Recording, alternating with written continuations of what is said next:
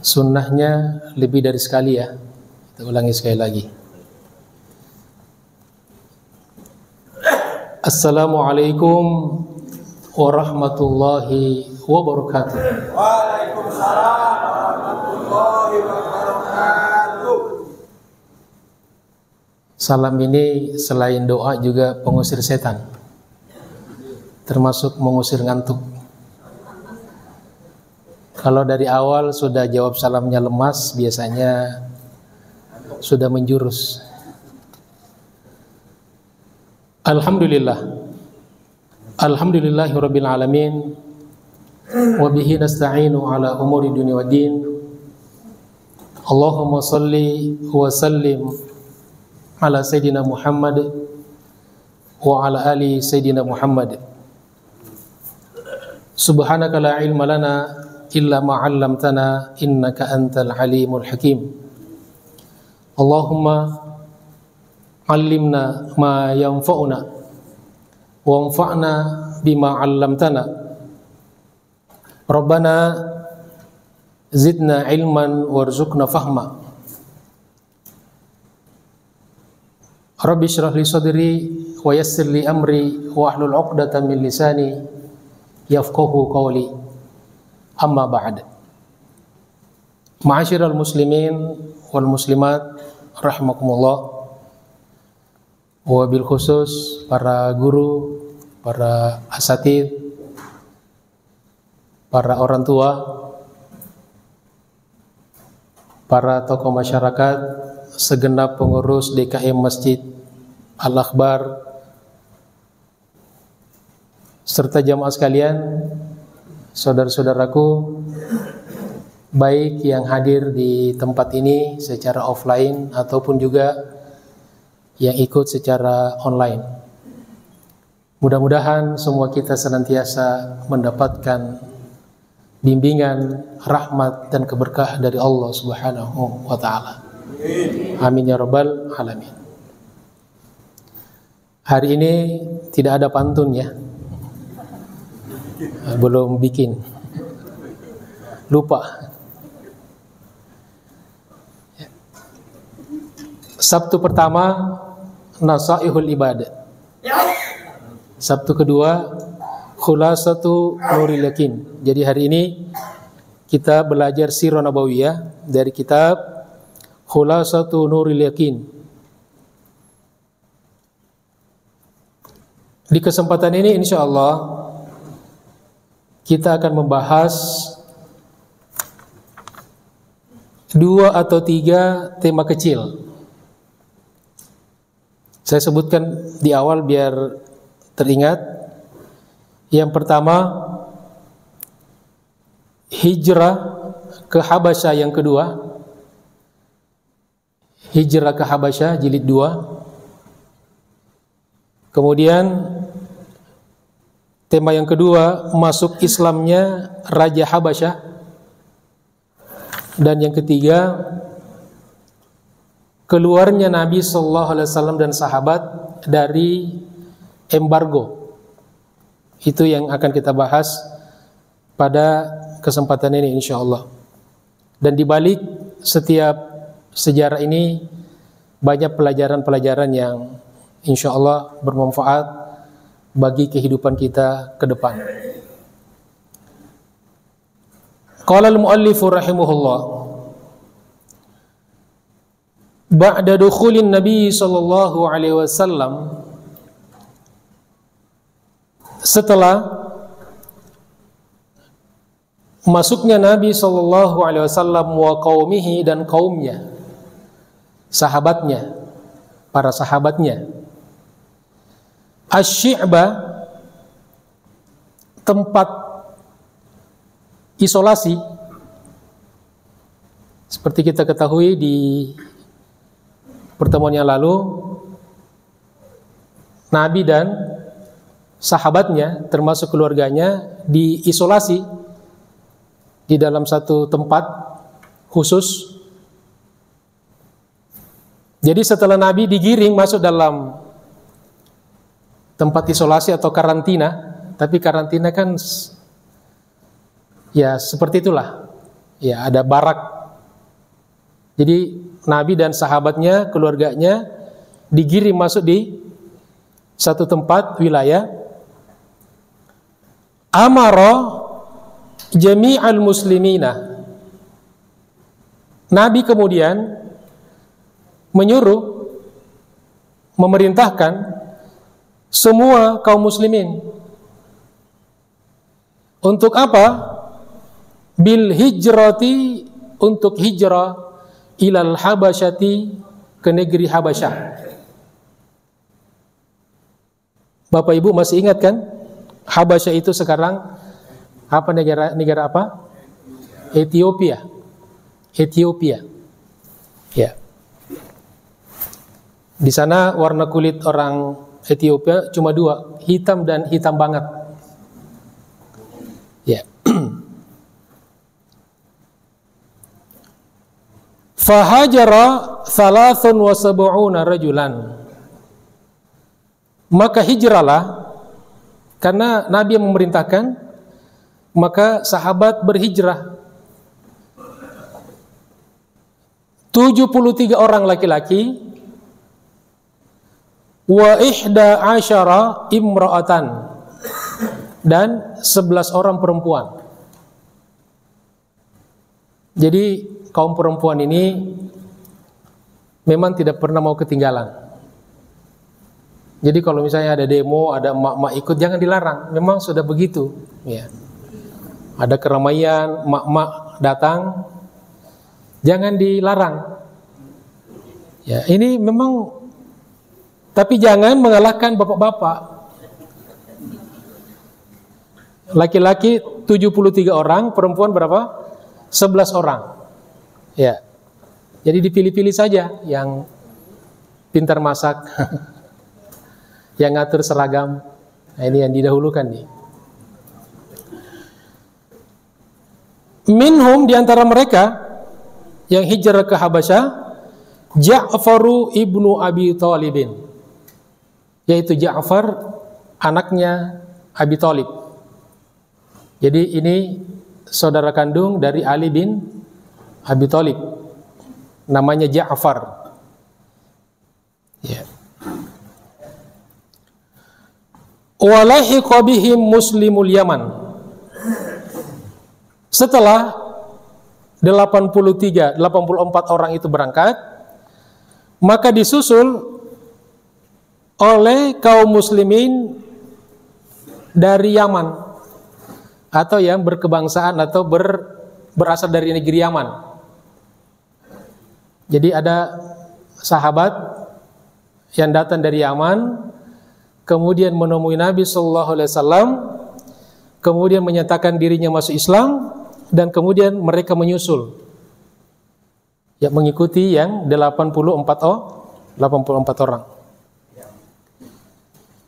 Wahum, dan mereka itu Abu Musa al-Asy'ari, yaitu Abu Musa al-Asy'ari. Ini nama yang tidak asing bagi kita, Bapak Ibu sekalian, kalau kita baca hadis. Ya, Abu Musa al-Asy'ari.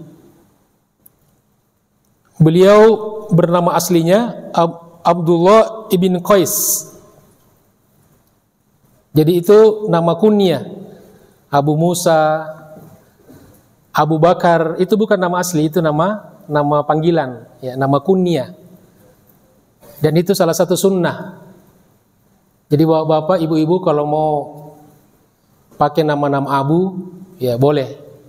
Biasanya diambil dari nama anak laki-laki yang pertama, atau salah satu anak laki-laki kita. Misalnya namanya Umar, nama anaknya Umar, maka bapaknya namanya Abu Umar. Abu Bakar, Bakar itu artinya apa? Bakar artinya perawan. Wih, katanya. Kenapa wih, Pak? Biasanya wow gitu. Jadi Bakar artinya perawan. Abu Bakar anak perawan. Itu diambil dari Aisyah, karena Aisyah adalah gadis perawan, jadi nikah oleh baginda Rasulullah Shallallahu Alaihi Wasallam. Kalau anaknya gosok, bapaknya Abu? Oh, gosok. Nggak ada ya, nggak ada yang anaknya gosok. Siapa tahu ada. Ya. Kalau anaknya bujang, bapaknya nama Abu Bujang atau Abu Duda. Ya.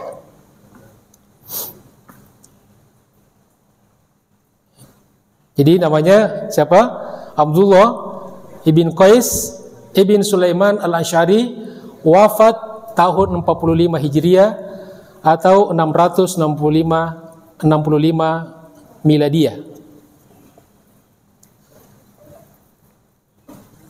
Dan wa banu ammihi, dan keluarga anak-anak pamannya. Jadi sepupunya Abu Musa al-Asy'ari ini disebutkan ada 2 orang, di riwayat lain disebutkan ada 2 orang yang sepupunya Abu Musa, tetapi dikatakan juga ada 50 orang semuanya. Jadi 50 orang termasuk 2 orang dari sepupunya Abu Musa al-Asy'ari.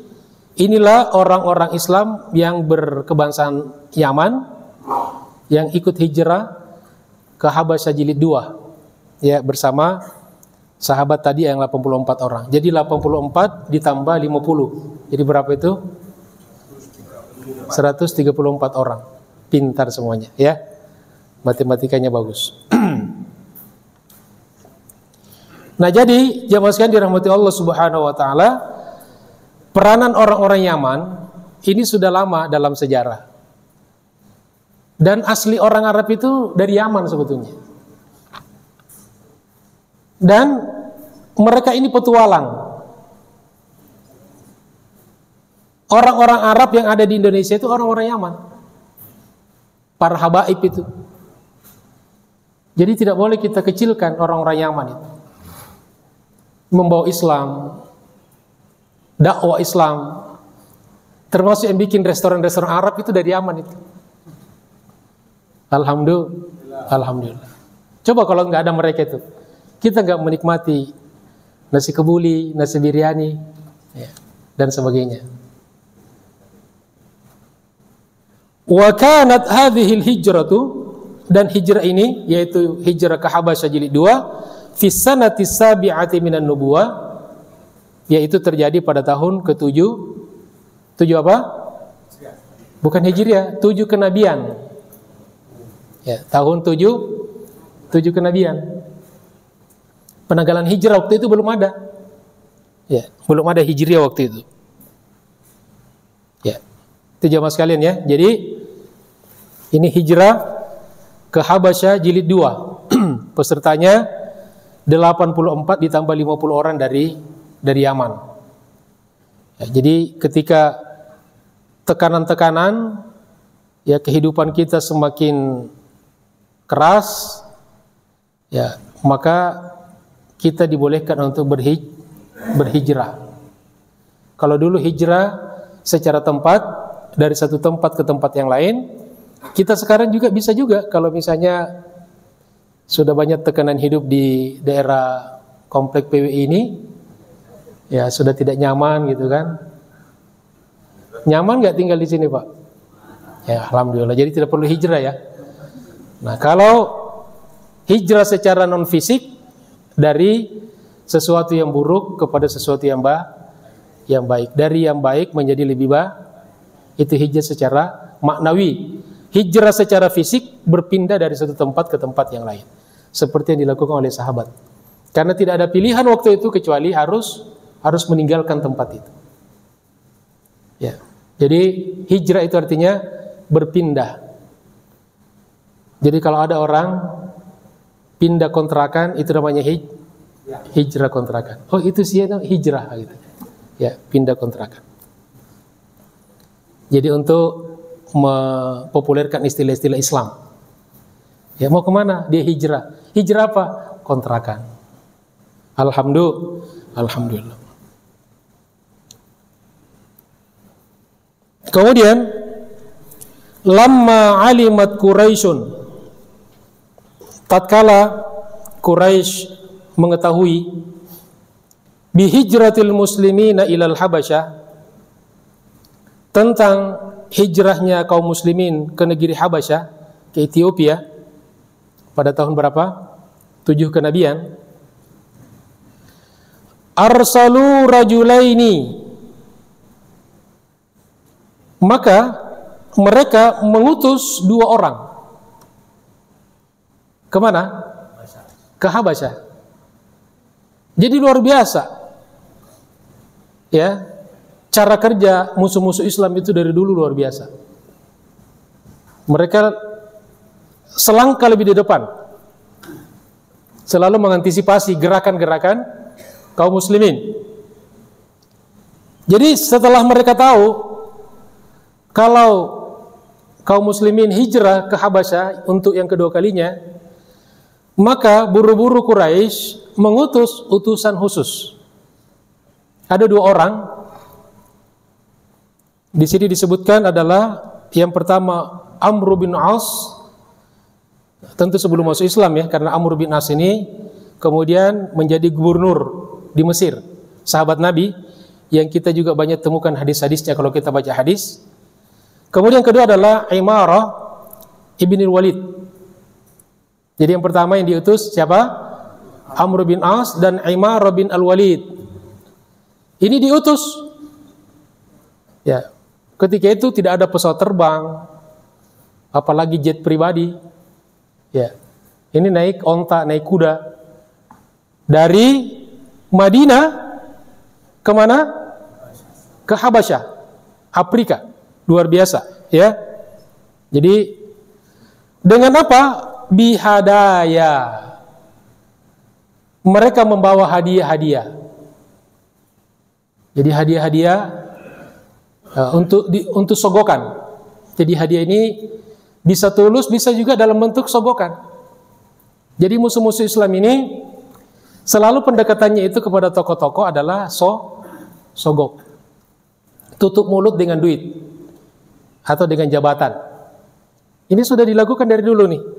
Jadi mereka buru-buru mengutus 2 orang membawa hadiah-hadiah, uang, emas, ya, mungkin juga dijanjikan jadi menteri atau apa dan sebagainya gitu ya. Talaban minhu, untuk meminta kepada Raja Habasyah, ayyarudda, untuk mengembalikan, untuk menolak, man hajara minal muslimin, siapa saja yang hijrah dari kalangan kaum muslimin.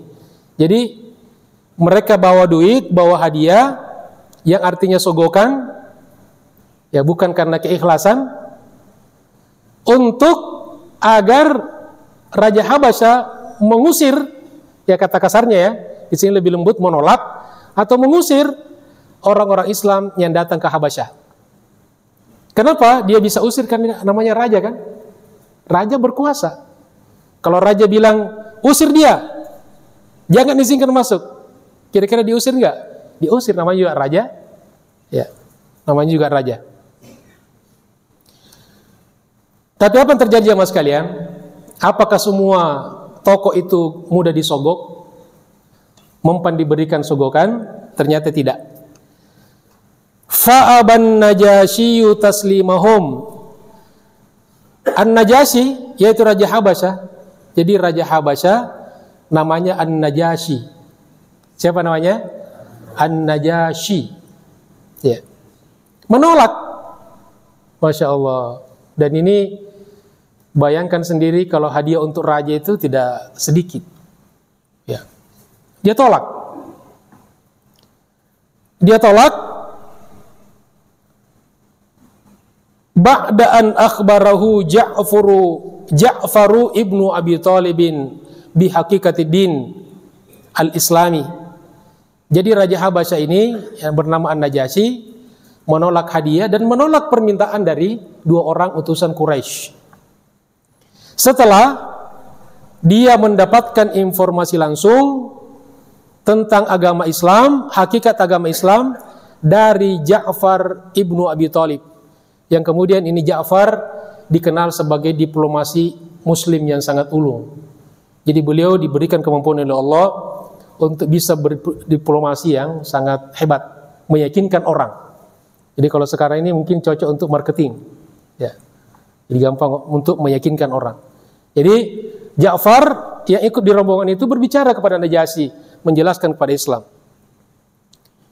Kita bacakan di sini ya, ada poin-poin apa yang disampaikan oleh An-Najasyi, oleh Ja'far kepada Najasyi yang meyakinkan.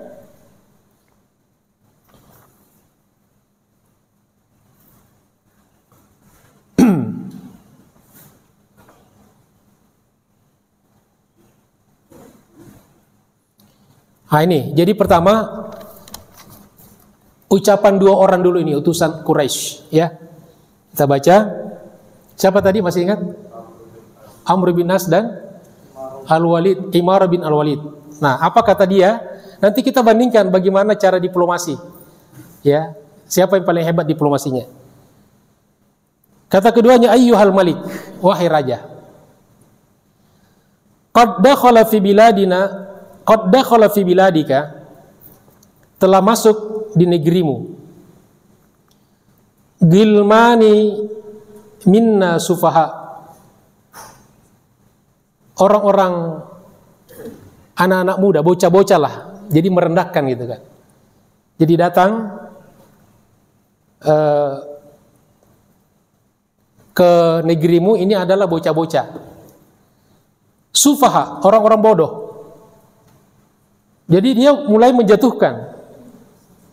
Ini kan kayak basar-basar sekarang kan, langsung nyerang dia kan. Cara menyudutkan orang itu, langsung menjatuhkan. Iya. Faraku dina qaumihim, di mana mereka, orang-orang bodoh ini telah meninggalkan agama kaum mereka. Ya maksudnya orang Islam ya. Jadi orang-orang hijrah itu.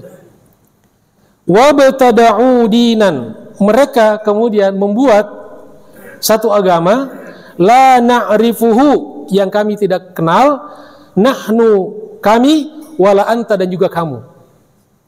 Mulai dia ingin melibatkan emosinya raja. Wahai raja, ini agama kami tidak kenal, kamu juga tidak kenal. Wa qad ba'athana ilaika fihim asyrafu qaumihim, dan sungguh tokoh-tokoh, pemuka-pemuka kaum mereka itu telah mengutus kami kepadamu. Kami ini diutus oleh para pembesar kaum yang berasal orang-orang itu. Min abna'i a'mamihim, dari keluarga mereka juga. Wa ashiratihim, dan kerabatnya. Litaruddahum alaihim, agar kamu bisa mengusir dan mengembalikan kepada mereka.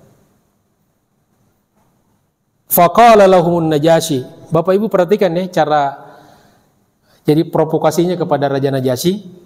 Ya, tapi Najasyi ini tadi menolak hadiah, yang kedua tidak gampang diprovokasi.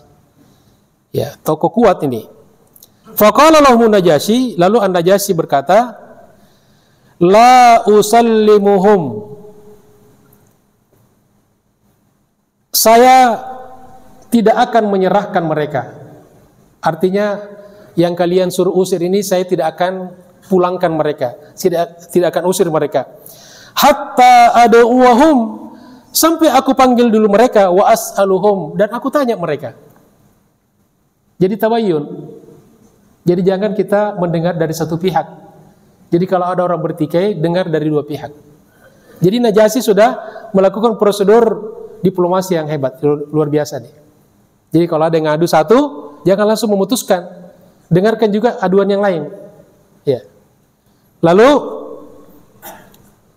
falamma da'ahum wa sa'alahum, ketika An-Najasyi memanggil mereka dan bertanya kepada mereka, qala lahu Ja'far ibnu Abi Thalib.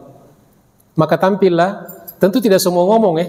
Kalau 84 orang ngomong ini kan ramai, kayak kita biasanya kalau ngomong itu kan semua mau ngomong. Ada juru bicara. Siapa yang ngomong? Ja'far bin Abi Thalib. Apa kata Ja'far bin Abi Thalib pada Raja Najasyi? Ayyuhal malik. Pembukanya sama. Wahai raja, kunna ahlu jahiliyatin. Kami ini adalah dulunya pengikut-pengikut jahiliyah. Na'budul asnam, menyembah berhala.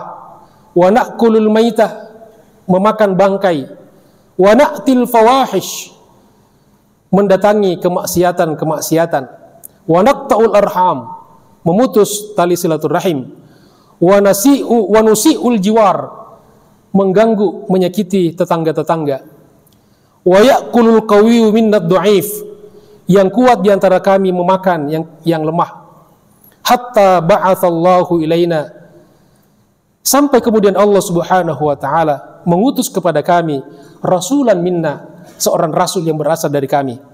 Na'rifu nasabahu, kami kenal nasabnya, keturunannya. Wa sidqahu, kejujurannya. Wa amanatahu, dan amanahnya. Wa afafahu, dan bagaimana dia menjaga dirinya.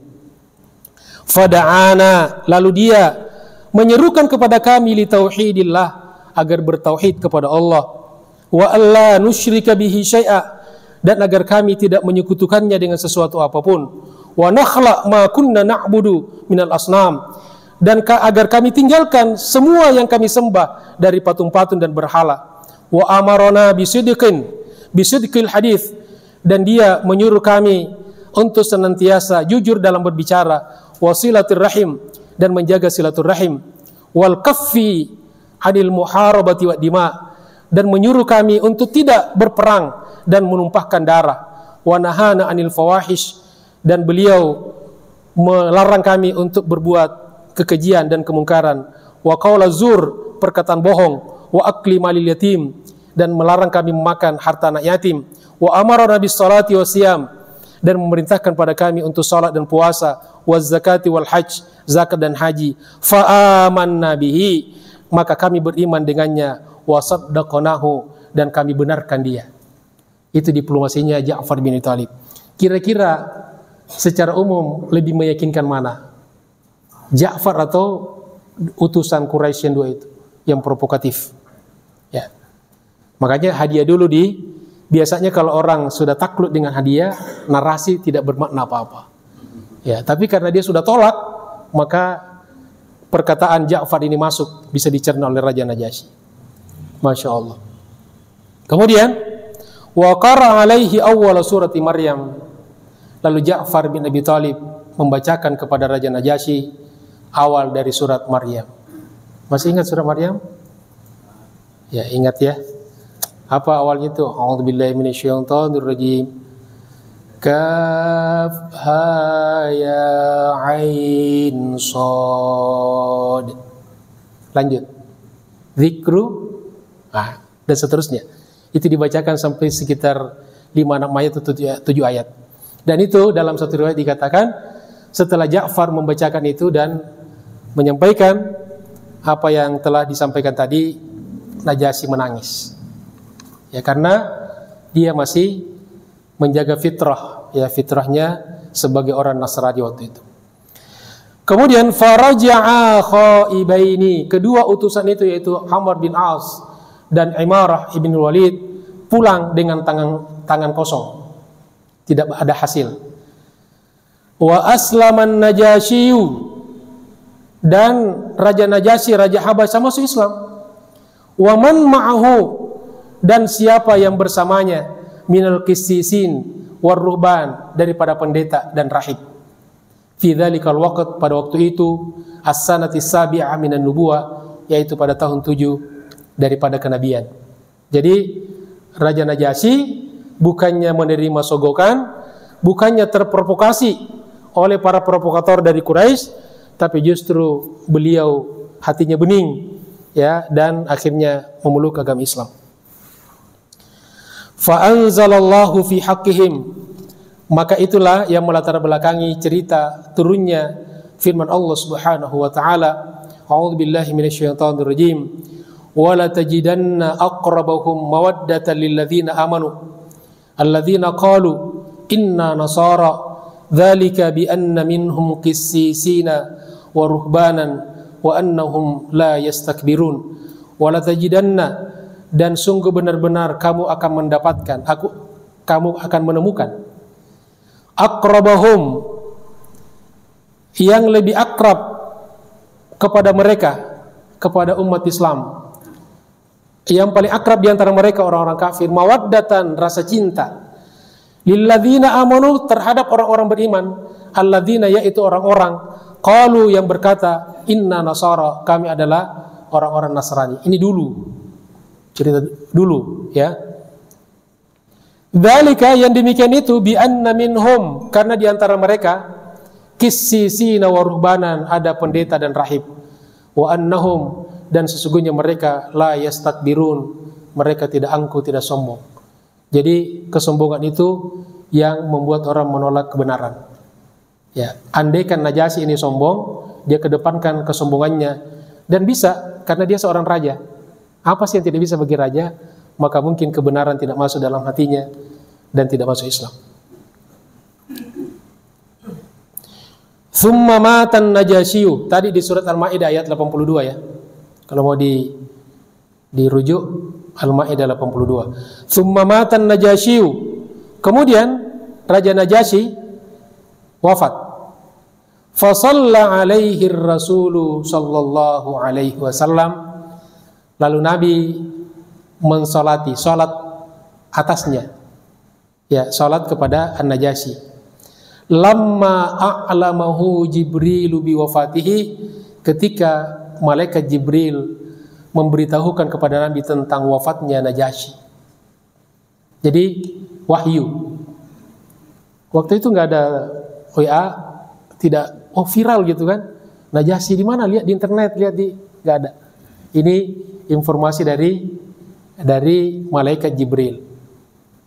Jadi ketika Jibril beritahu kepada Nabi Raja Najasyi sudah wafat, maka Nabi langsung sholat. Wa hadza aslu sholatil janazah, dan inilah dasar dalil disyariatkannya sholat janazah alal ghaibi, bagi jenazah yang tidak hadir di hadapan kita. Kalau ada orang meninggal kita bawa ke masjid, kita sholat jenazah biasa ya. Tapi kalau jenazahnya jauh di satu daerah atau di satu negara, lalu kita sholat juga jenazah, namanya sholat gaib. Yang dilakukan di Masjid Nabawi dan Masjid Haram itu bukan sholat gaib. Ada jemaah ustadz ini sholat gaib, bukan. Itu karena ada jenazahnya. Tapi kita nggak lihat, tapi kita hadir di tempat itu.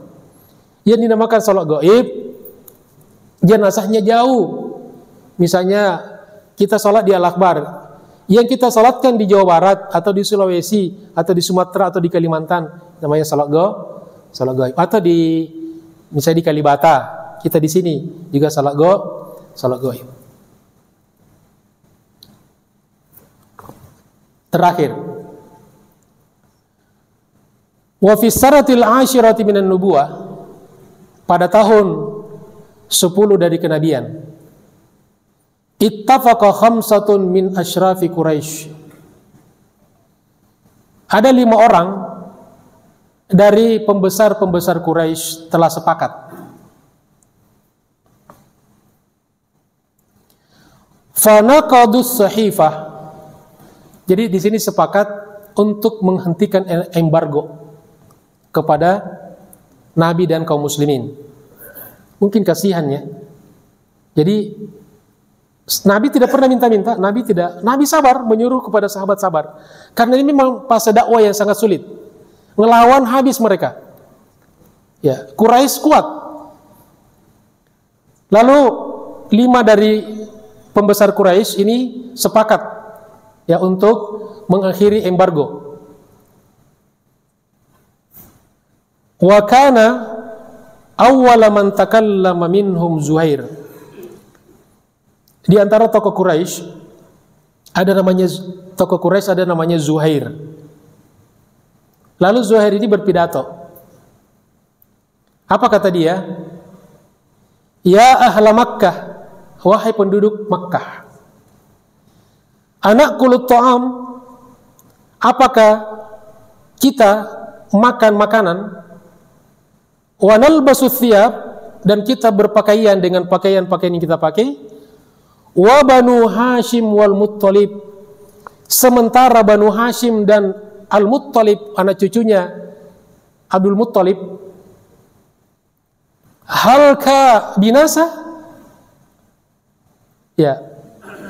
Apakah kalian, kita ini, kita makan enak, kita berpakaian yang kita mau, sementara ini saudara kita juga, ini keluarga kita, dari Banu Hashim, yang keluarga inti Nabi kan, dan Al-Muttalib, mereka binasa, mati.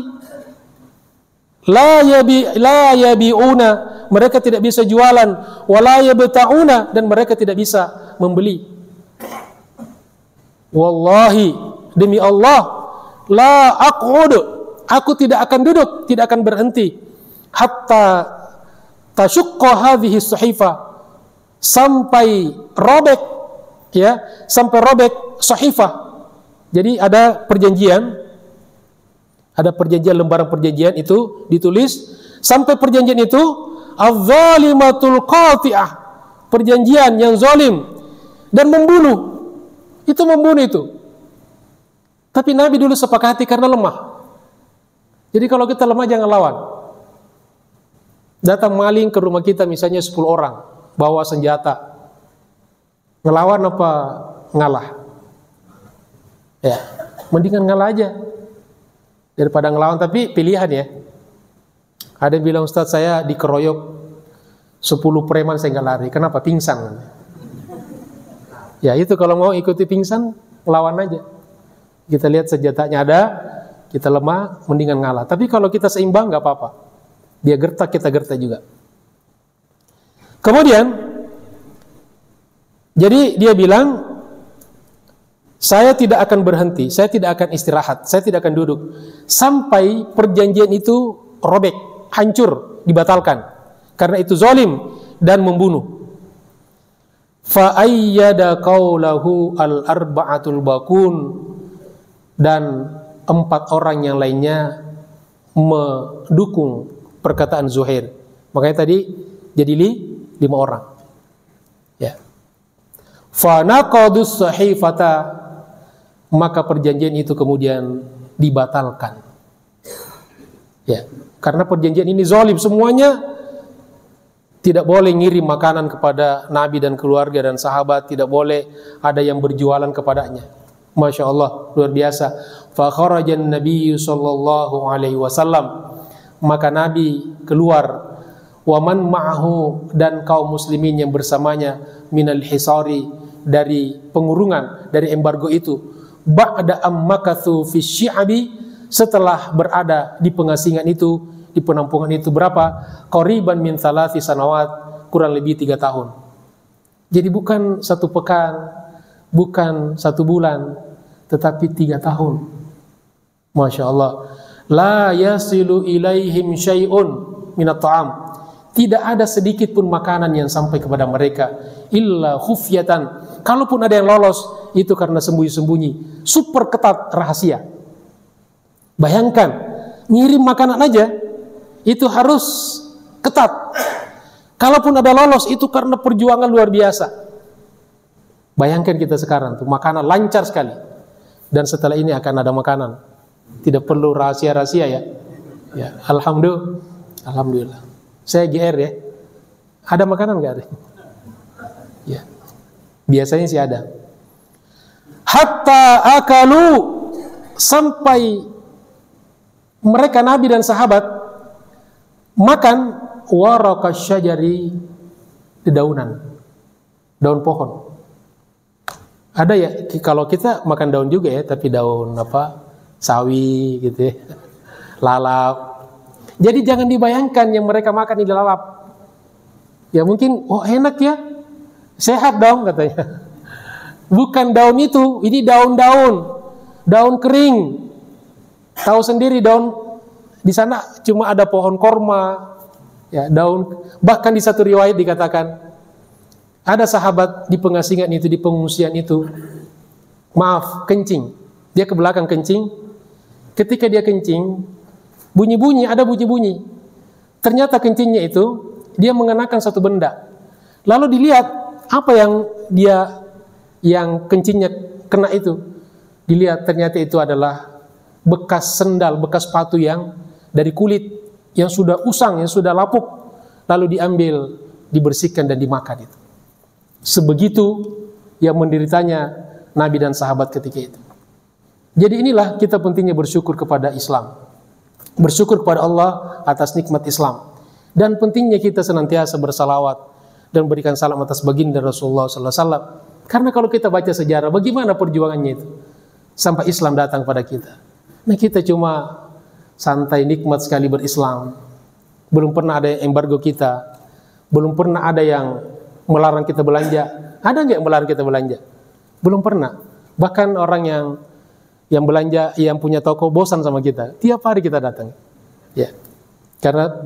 Karena seringnya kita belanja.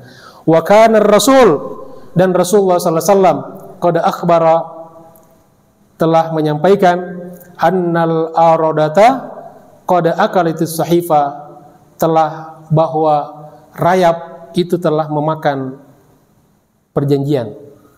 Falamma nazzalatha Quraisyun, ketika orang Quraisy akan mencopot ya perjanjian yang ditulis besar di dinding, ya itu mau mereka copot, liyumazzikuha, untuk mereka sobek, karena setelah sepakat membatalkan perjanjian itu, wajaduha, maka telah mereka mendapatkan ternyata sahifa itu, kama akhbaran nabiyyu, sebagaimana yang diceritakan Nabi SAW, dia sudah hancur karena dimakan rayap. Begitu disentuh langsung hancur itu.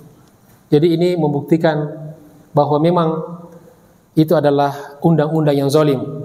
Jadi semua undang-undang yang zalim dimanapun berada, maka itu adalah undang-undang seperti sahifa ini yang kita mohon kepada Allah mudah-mudahan dihancurkan. Kalau tidak bisa kita hancurkan dengan tangan kita, nanti dihancurkan oleh Allah dengan bala tentara Allah Subhanahu wa taala. Kadang-kadang dari rayap, ya sepele sekali, ya Raja Namrus mati karena nyamuk, ya ada raja pembantai umat Islam pada zaman Khalifah Al-Hajjaj, atau ada namanya Al-Hajjaj yang membantai ulama, itu ketika mati dimakan organ tubuhnya oleh tikus. Jadi sepele sekali. Makhluk Allah banyak sekali menjadi bala tentaranya. Ada laut, ada gunung, ada angin dan sebagainya. Jadi kalau jamaah sekalian, kajian kita pada pagi hari ini mudah-mudahan bermanfaat. Terima kasih atas segala perhatiannya. Mohon maaf atas segala kekurangannya. Billahi taufiq wal hidayah. Allahul muwaffiq ila aqwamit thoriq. Assalamualaikum warahmatullahi wabarakatuh. Waalaikumsalam warahmatullahi wabarakatuh.